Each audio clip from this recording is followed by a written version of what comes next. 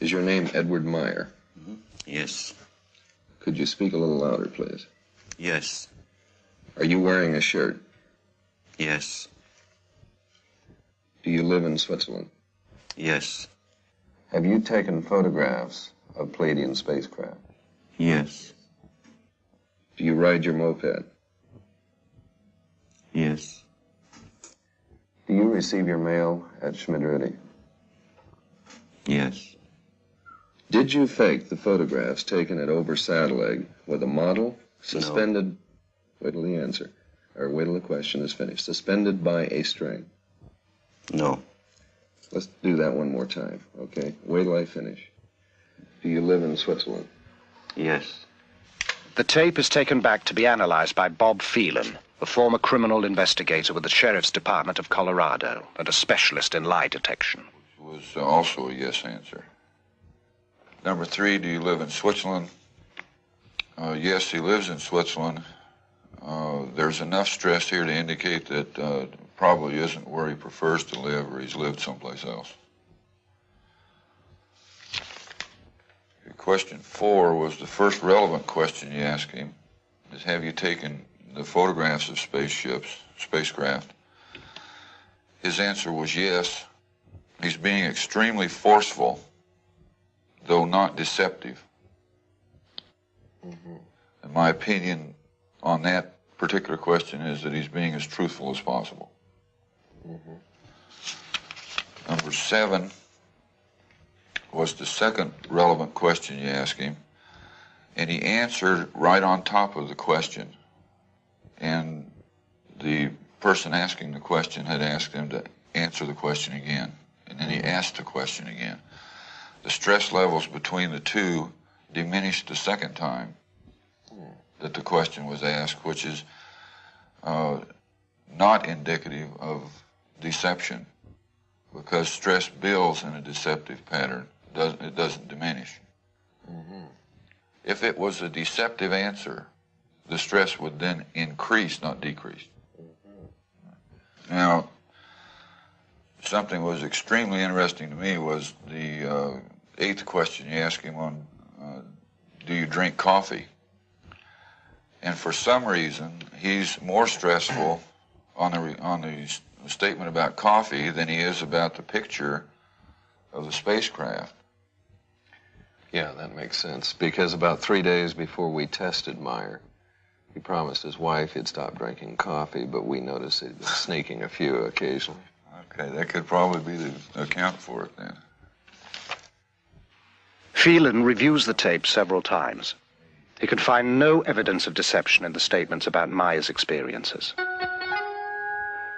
Much of Meier's film has been lost or stolen, but the remaining sequences are, as promised, the most astonishing ever released. In one demonstration, the beam ship flies around a tree, which can be seen to sway in the backwash.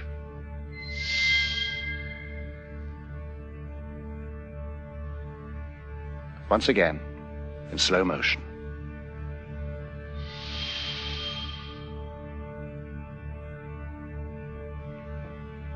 Even slower.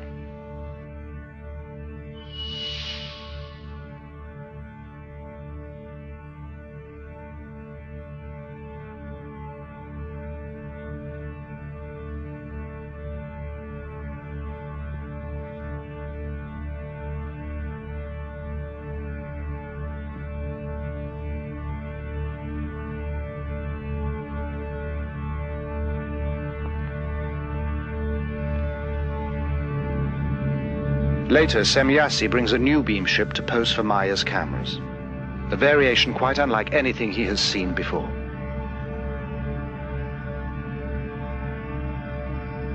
She explains, as best he can understand it, the function of the spheres for propulsion of the craft in interstellar travel.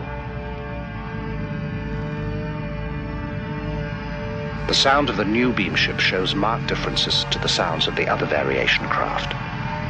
Meier tapes these as well. The tapes are taken... We're showing this throbbing, modulating beat that we hear on the tape.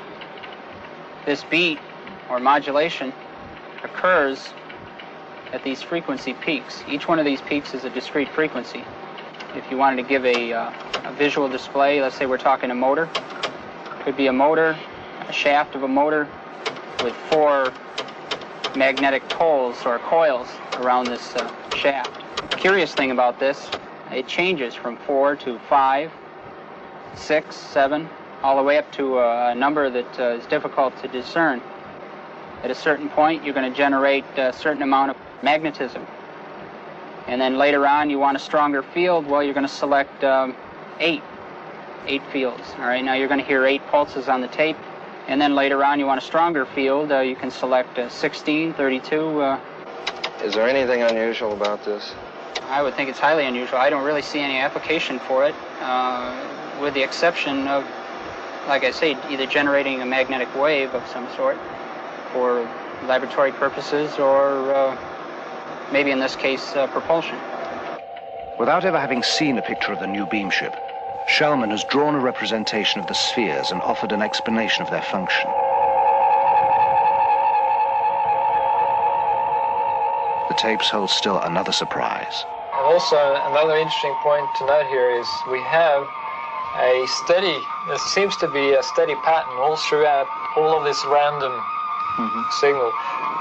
It seems to be level change very steadily in around 5 to 10 cycles per second, which happens to be in the area of the natural magnetic resonance of Earth, also called the Schumann resonance. Is that significant in any way? It could be. It's just interesting to note the correlation there. The peculiar correlation is something strange. I mean, why would the correlation be there? Yeah. You can see it on the oscilloscope. Meier says the beam ships can ride the magnetic field of the Earth. Rognerud's findings seem to bear this out. Going back to computer models of previous beam ships, simulation of the revolving lights reveals a kind of pulsing that matches the varying frequencies. Analyst Jim Dilatoso is convinced that the sound and light frequencies are related.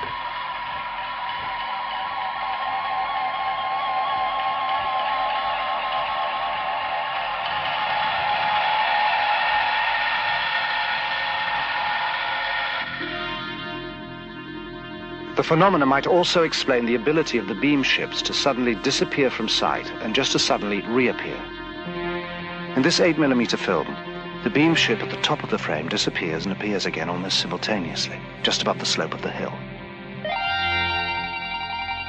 When the film is examined, the beam ship disappears and appears in the same frame, which means that less than 1/18 of a second has elapsed.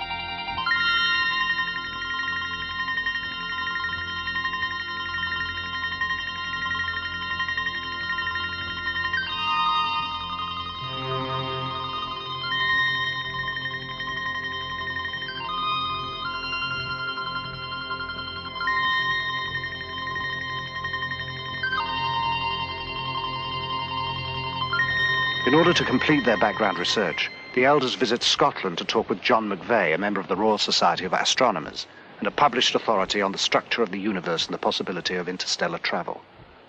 Is it possible to travel from the Pleiades to this planet? I think the only way any intelligent beings and living beings could possibly reach here the influence of the sun from the Pleiades would be by some unconventional means. Probably by hyperspace. One can use this term now a bit more freely because it has kind of scientific significance now. You know, this McVeigh is quite an impressive guy. He's written 6 books on related subject matter: life in outer space, interstellar travel. I think he knows quite a bit of what he's talking about myself. Yeah, I've got one question I'd like to ask him, though. What's that? I want to see if he's got any information on this historical connection we keep coming up with. Because we found it everywhere from the Incas to the Aztecs to the Greeks to the Romans to Egypt, everywhere. Possibly he's come across something in his research. Well, the Pleiades are very well known. In fact, they're a very ancient group. They're mentioned, in fact, in the Bible, in the book of Job. I can't just give you chapter and verse, but they are a very old group.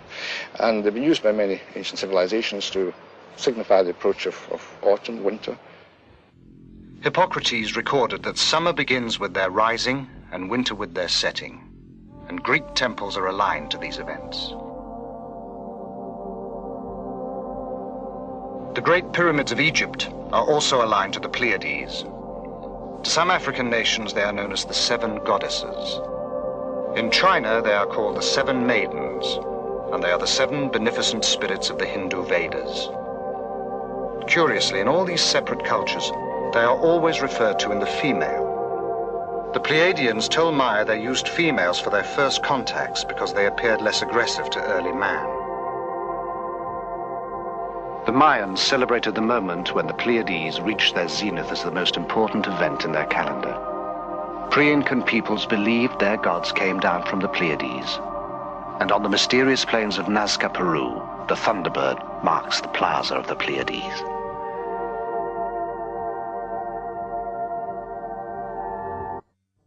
In other cultures, the cluster is regarded as the place of God's house, the center of heaven.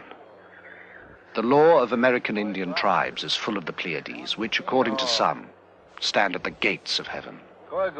Historian John M. Hula, a Kiowa Indian, relates one story that survives to this day. It is tied to Devil's Tower in Wyoming. This mountain here, Kiowas lived in this area, and we call it the Old Tie. Kiowas camped through here, winter camp. And these children were playing. They're playing and they were running along this ledge over here.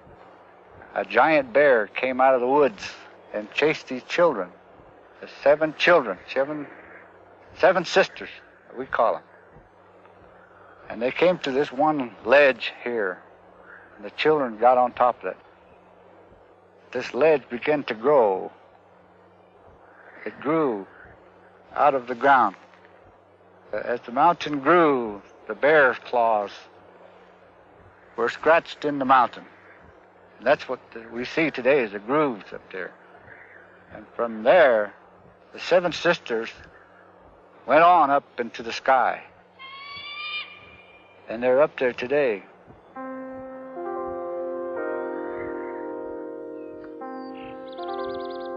The Pleiadians today, they wasn't created and born on the Pleiadian planets. They... Is your name Edward Meier? Yes. Could you speak a little louder, please? Yes. Are you wearing a shirt? Yes. Do you live in Switzerland? Yes. Have you taken photographs of Pleiadian spacecraft? Yes. Suspended by a string? No. Let's do that one more time, okay? Wait till I finish. Do you live in Switzerland? Yes. The tape is taken back to be analyzed by Bob Phelan, a former criminal investigator with the Sheriff's Department of Colorado and a specialist in lie detection. Was also... Do you ride your moped? Yes. Do you receive your mail at Schmidrudi? Yes. Did you fake the photographs taken at Ober-Sadeleg with a model suspended? No. Wait till the answer, or wait till the question is finished. The question you ask him is, have you taken the photographs of spacecraft? His answer was yes. He's being extremely forceful, though not deceptive. Mm-hmm. And my opinion on that particular question is that he's BS answer. Number 3, do you live in Switzerland? Yes, he lives in Switzerland.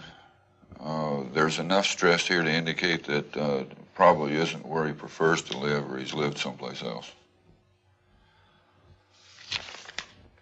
Question 4 was the first relevant question.